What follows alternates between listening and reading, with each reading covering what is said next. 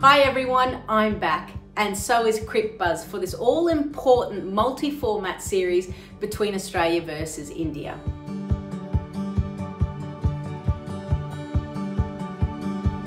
It's the first time that these two teams will take part in this multi-format series where there's points allocated for all three formats. 2 points a win for the white ball game and 4 points a win for, wait for it, the pink ball game. Yes, that's right.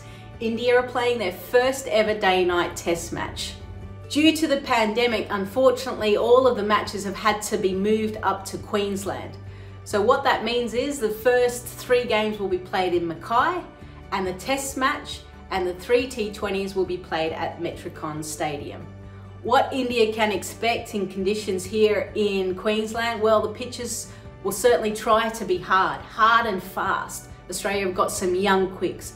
So the Indians better make sure they keep their helmets on and expect for a little bit of chin music as well. As for the conditions, the temperature, well, Queenslanders say beautiful one day, perfect the next. And to be honest, I've been here for a week and it has been pretty good. So hot conditions, which will certainly suit the Indians and the Australian team. In terms of squad selections, both teams have had slight changes with their side. The Australians have had to make forced changes due to Megan Shute and Jess Jonathan being unavailable for personal reasons and injury. That's 2 of Australia's lead bowlers. But what it has done, it's allowed for some young quicks to be thrown into the mix. So look out for a couple of players making their debut, but some of them quick, fast. And fingers crossed, from an Australian perspective, they can find the little X factor that they've been searching for. As for India, they've made some changes. No surprise, they seem to be chopping and changing all the time. My only issue with all of that is that the chair of selectors never actually fronts up to the media to explain, nor is it included in the press release of reasons why someone has been selected or why someone hasn't been selected. It's something that has always happened here in Australian cricket, and it basically saves everyone and the rumour mill just trying to assume the reasons why selection and deselection. So fingers crossed, moving forward, we can start to see the chair of selectors explain some reasons behind the chopping and changing. Let's focus on the ODIs because that's about to start, and the fact that Australia are on a winning streak. They've won 24 games in a row. That's a world record, both in men's and women's cricket, and they've done it over a 3-year period.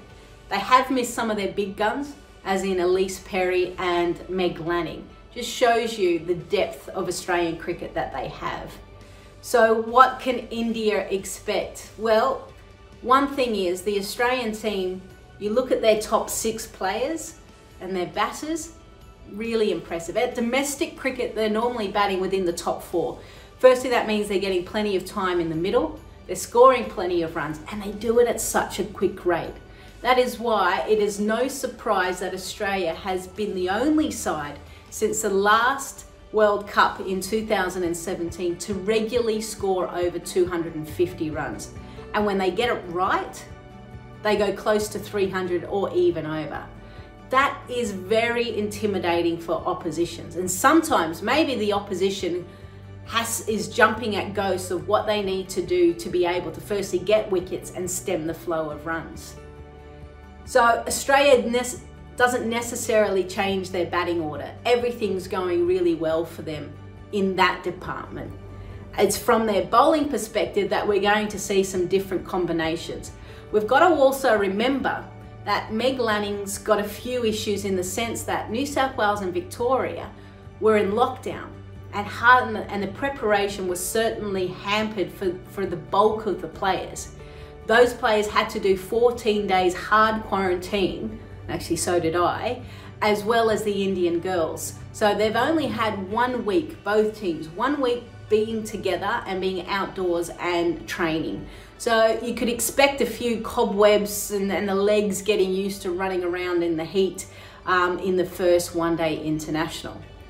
As for India, it's probably their last chance before they select their squad and head over to New Zealand for the World Cup. and they have a great chance to play against one of the best teams in the world. You always want to see where you're at. What are your weaknesses? What are your strengths? What do you need to add? This is India's opportunity to do exactly that. I've liked that they've included a Richa Ghosh within the ODI setup. I wouldn't be surprised if she takes the gloves as well. So that actually adds to the batting depth. They need to find a number 5, 6, 7 and have some consistency there. And then from a bowling department, yes, we know what Jhulan Goswami can do and Shikhar Pandey, but Meghna Singh has come in, so maybe she'll be given an opportunity. Pooja Vastrika is obviously still there as well. So from a bowling department, they need to figure out who their seamers are going to be. Are they going to go with 2 or are they going to try and go in with 3? Right, let's go through my playing 11. We'll go with the Aussies first. So it's pretty simple for me. The top 6 don't really change. So it's Elisa Healy, Rachel Haynes, Meg Lanning, Elise Perry, Beth Mooney, Ash Gardner. And then this is the position where it could either go to Talia McGrath from South Australia or Nicola Carey. Nicola Carey didn't play in the warm-up game. She may have a slight injury. She may not have been feeling well, but that's the position that they'll be fighting for. Annabelle Sutherland, Sophie Molyneux, Georgia Wareham, and Darcy Brown. That's a different looking bowling attack from pace point of view. As for India, well, Shafali Verma, Smriti Mandana, Mithali Raj at 3. She's got to go up there. Harmanpreet Kaur at 4, though again, she didn't play in the warm-up match. And also Mithali did bat at 3. So I wonder if that gives us an indication. She didn't score runs. So I hope she just gives herself another opportunity at 3. Number 5 is Richa Ghosh taking the gloves as well. 6 is Dipti Sharma. 7 Sneh Rana. 8 Pooja Vastrika. 9 Jhulan Goswami. 10 Meghna Singh or Shikhar Pandey. Shikhar Pandey didn't play in the warm-up match, so I don't know what to think of that. And the final player is Poonam Yadav. So I haven't gone with a left arm orthodox, and I wonder if there'll be question marks around, can you continue to have a Dipti Sharma and Sneh Rana? Is Dipti more from a batting perspective and she's handy with a few overs? Or does Sneh Rana almost overtake her from a batting perspective as well? I guess that these are a few questions that India need answered. You can see that I haven't put Poonam Rao in. I don't think you can have her and Mithali Raj in the same ODI side. So if they're brave enough, they'll make that call in the first game. Right, prediction time.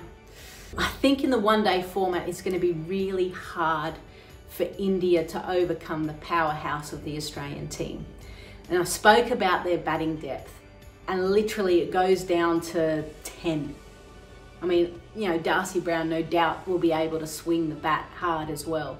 But the experience that they have, the class of those players, you've got to think, you know, there's 6 or 7 players. If only 50% of them score a half century, they're already close to that 250 mark. If a few more go on and score big, they're definitely getting 300. Expect a high scoring affair. If India can find some runs in their top order, consistent runs in their top order, maybe their spinners will be able to defend. But India have never been that good at setting. I hope that they get an opportunity to do that and they can right the wrongs of the previous series. Make sure you stay tuned to Cricbuzz for all of the action for this important series between India versus Australia.